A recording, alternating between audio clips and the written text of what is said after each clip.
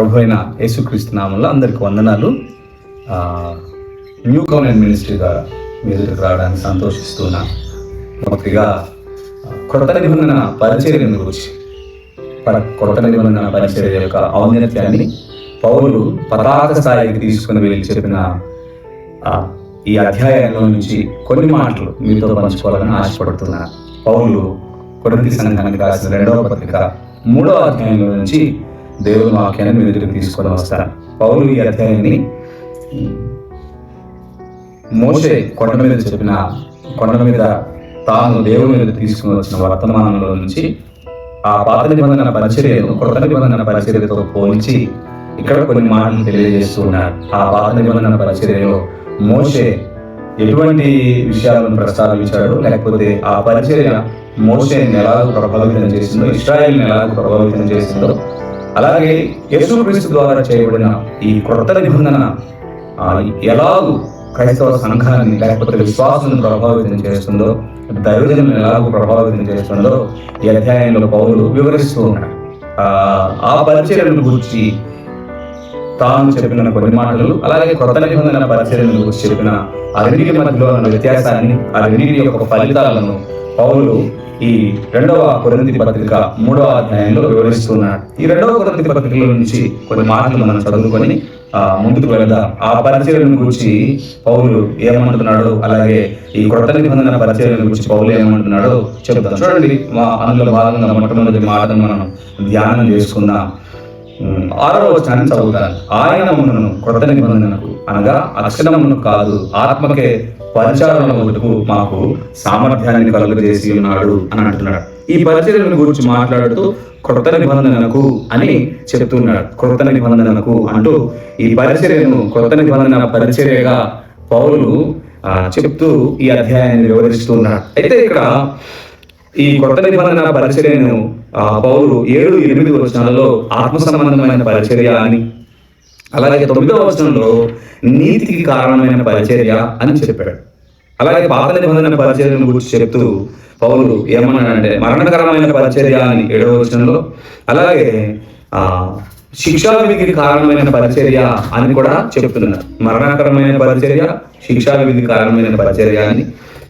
ఇటువైపు నూతన నిబంధన ఏమో ఆత్మ సంబంధమైన పరిచర్య, నీతికి కారణమైన పరిచర్య అని వివరిస్తున్నాడు పౌలు. అందుకనే ఈ పరిచర్యలో ఉన్న వ్యత్యాసాలను ఎంతో గొప్పగా పౌలు చెప్తూ ఉన్నాడు. దేవునికి మహిమ కలుగును గాక. పిల్లగా ఇందులో నుంచి కొన్ని మాటలు నేను పరిశుద్ధాత్మ ప్రేరణ ద్వారా మీ ఎదుటికి తీసుకుని రావాలని ఆశపడుతున్నా. అయితే అపోస్తులైన పౌలు ఈ పరిచర్య తాను పొందినందుకు ఎంతో సంతోషిస్తున్నాడు. అందుకనే ఈ పరిచర్యను గురించి పౌలు 3 ప్రాముఖ్యమైన విషయాలను చెప్పాడు. ఒకటేమో ఈ పరిచర్యను బట్టి మేము చాలా మాకు నమ్మకం కలదు అని 4వ వచనంలో చెప్పాడు. ఈ పరిచర్య ద్వారా మాకు గొప్ప నమ్మకం కలిగిందని, అలాగే ఈ పరిచర్య ద్వారా మేము బహు ధైర్యంగా మాట్లాడుతున్నామని, అలాగే ఈ పరిచర్య, ఈ కొత్త నిబంధన పరిచర్య మాకు గొప్ప సామర్థ్యాన్ని కలిగించిందని చెప్తున్నాడు.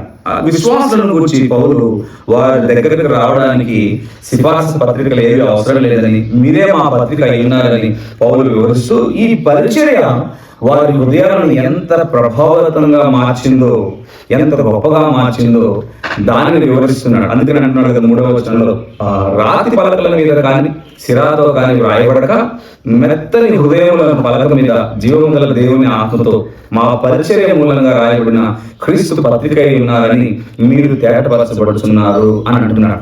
ఈ నమ్మకం మాకు ఉంది అని పౌలు వివరిస్తున్నాడు. ఈ కొత్త నిబంధన పరిచర్య విశ్వాసుల హృదయాలను మార్చడమే కాదు, విశ్వాసుల హృదయాలపై దేవుని వాక్యాలు రాయబడ్డాయి అని చెప్తున్నాడు. అంటే ఈ నూతన నిబంధన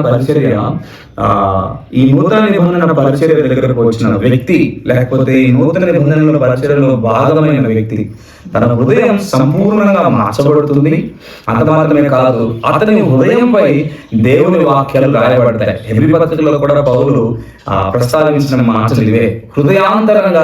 హృదయాలపై పరిశుద్ధాత్మ దేవుడు తన వాక్యాన్ని రాస్తాడు అని చెప్తున్నాడు. చూడండి, మనం దేవుని ఆత్మతో మా పరిచర్య మూలంగా దేవుని వాక్యము మీ హృదయాలపై రాయబడింది అని చెప్పాడు. అందుకనే దానిని బట్టి మాకు గొప్ప నమ్మకం కలదు అని చెప్పాడు. రెండవదిగా పౌలు ఏమంటున్నాడంటే, గొప్ప నమ్మకంతో మేము మాట్లాడుతున్నాం అంటూ, అలాగే 3 నుంచి కింద వచనాలను మనం చదివితే, 3 నుంచి 5వ వచనాలను మనం చదివితే కనుక, ఈ పరిచర్యలను చేయడానికి దేవుడే మాకు సామర్థ్యాన్ని కలిగించాడు. 5వ వచనం అంటున్నాడు, మా వలన ఏదైనా అయినట్లు కానీ ఆలోచించుకున్నట్టు మా అంతటా మేమే సమర్థులమని కాదు, మా సామర్థ్యం దేవుని వలనే కలిగి ఉన్నది అని అంటున్నాడు. ద క్యాపబిలిటీ, ఈ పరిచర్యకు కావలసిన సామర్థ్యాన్ని దేవుడే ఇచ్చాడు అని చెప్తున్నాడు. హల్లెలూయా. సామర్థ్యాన్ని కొత్త నిబంధన పరిచర్యకు దేవుడే అనుగ్రహిస్తాడు. అయితే పాత నిబంధన పరిచర్యలో మోషే దేవునితో ముఖాముఖిగా గడిపినప్పుడు తన ముఖం ప్రకాశవంతమైనగా అయింది. అంటే దేవుని మహిమ తన మీద పడినప్పుడు మోషే ముఖం యొక్క వచ్చస్సు, ముఖం యొక్క తేజస్సు మారింది. మునుపటి ముఖం లాగా కాక ఎంతో తేజోవంతమైన ముఖంగా, ప్రకాశవంతమైన ముఖంగా మోషే ముఖం మార్చబడింది. అయితే ఆ ప్రకాశవంతమైన ఆ మోషే ముఖాన్ని ఇశ్రాయేలు చూడలేకపోయారు, వారు తేరి చూడలేకపోయారు. అయితే ఇక్కడ పౌలు ఏమంటున్నాడంటే, మేము అలాగూ కాక మోషే మాట్లాడుతున్నప్పుడు తన ముఖం మీద ముసుగు వేసుకున్నాడు. కానీ పౌలు అంటున్నాడు కదా, మేము ముసుగు వేసుకోకుండా బహుధైర్యంగా మాట్లాడుతున్నాము అని అన్నాడు. దేవునికి స్తోత్రం. హల్లెలూయా. ఈ కొత్త నిబంధన పరిచర్య దైవజనులకు సామర్థ్యాన్ని కలిగించింది మొట్టమొదటిగా. అలాగే దైవజనులకు ఈ పరిచర్య నమ్మకాన్ని కలిగించింది. విశ్వాసుల హృదయాలను తప్పక ప్రభావితం చేస్తుంది అనే నమ్మకాన్ని కలిగించింది. దేవునికి స్తోత్రం.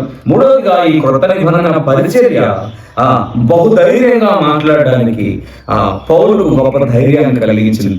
అనేకులతో ముఖాముఖిగా క్రీస్తు యొక్క ప్రభావాన్ని చూపించడానికి, ధైర్యంగా మాట్లాడడానికి సామర్థ్యాన్ని కలిగించింది. దేవునికి స్తోత్రం. హల్లెలూయా. అయితే ఈ కొత్త నిబంధన విశ్వాసుల జీవితంలో కలిగించిన ఆశీర్వాదాలను గురించి చెప్పాడు పౌలు. ఒకటేమో వారి హృదయాలను, ఇట్ చేంజ్ హార్ట్స్, వారి యొక్క హృదయాలను మార్చింది అని అన్నాడు. అంత మాత్రమే కాక వారి హృదయాలు దేవుని వాక్యాలు రాయబడ్డాయి అని చెప్తున్నాడు. అంటే ప్రతి ఒక్క విశ్వాసి దేవుని పత్రిక అయి ఉన్నాడు అని ఈ అధ్యాయంలో పౌలు మాట్లాడుతున్నాడు. నిజంగా పిల్లరా, ఈ కొత్త నిబంధన పరిచర్య విశ్వాసి హృదయాలను మార్చడం మాత్రమే కాదు, వారి హృదయాలపై దేవుని వాక్యం రాసింది. ఎక్కడికి వెళ్ళినా వారు దేవుని మాటలు చదువుకునేలాగా, గ్రహించుకునేలాగున వారి హృదయాలపై దేవుని వాక్యం రాయబడింది. దేవునికి స్తోత్రం. రెండోది, అంత మాత్రమే కాకుండా 4-5 వచనాల్లో అంటున్నాడు కదా, పాత నిబంధన పరిచర్యల గురించి మాట్లాడుతూ అక్షరము అని అంటున్నాడు. ఆ అక్షరము వారిని చంపింది అని అన్నాడు. అయితే కొత్త నిబంధన పరిచర్యల గురించి మాట్లాడుతూ ఇది ఆత్మ సంబంధమైనది, ఆత్మ వారిని జీవింపజేసింది అని అంటున్నాడు. దేవునికి స్తోత్రం. హల్లెలూయా. Praise the lord. ఈ కొత్త నిబంధన పరిచర్య జీవింపజేసే పరిచర్య. ఇది గివ్స్ లైఫ్, జీవాన్ని ఇచ్చింది. జీవితాలను మార్చడం మాత్రమే కాదు, క్రీస్తు యొక్క సమృద్ధి జీవాన్ని అనుగ్రహించింది అని చెప్తున్నాడు. అంత మాత్రమే కాకుండా ఈ కొత్త నిబంధన పరిచర్య ఏం చేసింది అంటే మహిమ నుండి అత్యధికమైన మహిమను ఇచ్చింది. మోషేకు కొద్దివంతమైన మహిమనే ఈ పాత నిబంధన పరిచర్య ఇస్తే, కొత్త నిబంధన పరిచర్యలో పౌలు అంటాడు కదా, అత్యధికమైన మహిమ, ఎంతో మహిమ. అంత మాత్రమే కాక ఎంతో అధికమైన మహిమ. 11వ వచనంలో ఎక్కువైన మహిమ అని పౌలు చెప్తున్నాడు. మహిమ నుండి మహిమ, అత్యధికమైన మహిమను పొందే భాగ్యము ఈ కొత్త నిబంధన పరిచర్య ఇచ్చింది. దేవునికి స్తోత్రం. మోషే పొందిన మహిమ కొండదిగి వచ్చిన కొద్ది కాలానికే మెల్లగా తగ్గిపోయింది. కానీ ఈ కొత్త నిబంధన ఇచ్చిన ఆ మహిమ అంతకంతకు వృద్ధి చెందుతూ ఉంది. అంత మాత్రమే కాకుండా అది తరిగిపోయింది. కానీ కొత్త నిబంధన పరిచర్య 11వ వచనంలో నిలుచున్నది అని అంటున్నాడు. దేవునికి స్తోత్రం. హల్లెలూయా. అందుకనే పౌలు ఈ కొత్త నిబంధన పరిచర్యలో 3 విషయాలను చెప్తున్నాడు. ఒకటి ఏమంటున్నాడంటే, మహిమ నుండి అత్యధికమైన మహిమను పొందుతున్నాం అని చెప్పాడు. దేవునికి స్తోత్రం. మరలా ఆ మాటలు మీకు చెప్తాను. ఎంతో దీవెనకరమైన మాటలు పౌలు చెప్పాడు. 7-8 వచనాలలో ఎంతో మహిమ గలది అని అన్నాడు. 9వ వచనంలో ఎంతో అత్యధికమైన మహిమ అని చెప్పాడు. 10వ వచనంలో అత్యధికమైన మహిమ అని అన్నాడు. 11వ వచనంలో ఎక్కువైన మహిమ అని అన్నాడు. 18వ వచనంలో ఒకసారికి పౌలు ఏమంటున్నాడంటే మహిమ నుండి అత్యధిక మహిమను పొందొచ్చు. పిల్లరా, దేవునికి స్తోత్రం. క్రొత్త నిబంధన మాత్రమే అటువంటి మహిమ ఇచ్చింది. మహిమ నుండి అత్యధిక మహిమ, విశ్వాసం నుండి అత్యధికమైన విశ్వాసం, కృప నుండి అత్యధికమైన కృప, ఇలా ఒకదాని ఒకటి అత్యధికంగా పొందే భాగ్యము ఈ క్రొత్త నిబంధన ఇచ్చింది. అందుకనే మహిమ నుండి మహిమను పొందాం.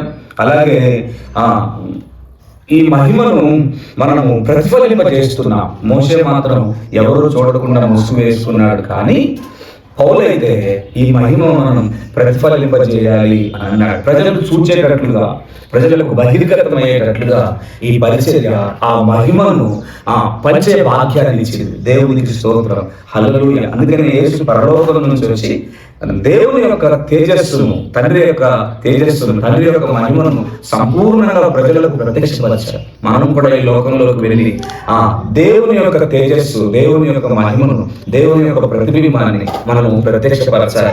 దేవునికి స్తోత్రం. అంత మాత్రమే కాకుండా చివరిగా 3వదిగా ఈ మహిమను ప్రత్యక్షపరచడం మాత్రమే కాదు, మహిమ నుండి మహిమకు మార్చబడుతూ ప్రభు పోలికగా మార్చబడుతున్నాం.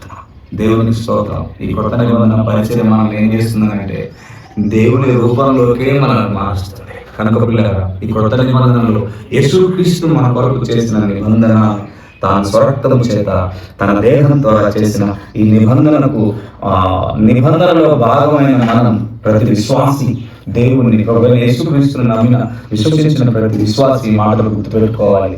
క్రీస్తు యొక్క మహిమను మనము ప్రతిఫలింప చేయాలి. క్రీస్తు యొక్క మహిమను ఈ దినం పొందిన దానికంటే అత్యధికంగా ప్రతి దినం పొందుతూ ఉండాలి. అత్యధికం అవుతూ ఉండాలి. 3వదిగా ఈ మహిమలో మనం అందరం కూడా దేవుని రూపంలోకి మార్చబడాలి. కనుక పిల్లగా ఈ కొత్త నిబంధన పరిచర్య యొక్క ఔన్నత్యత ఎంతో గొప్పది. ఆ పరిచర్య యొక్క ఆశీర్వాదాలను మనం పొంది దేవుని దీవులను అనుభవిద్దాం. దేవుని మాటలను మీ అందరి కోసం దీవించును గాక. ఆమేన్.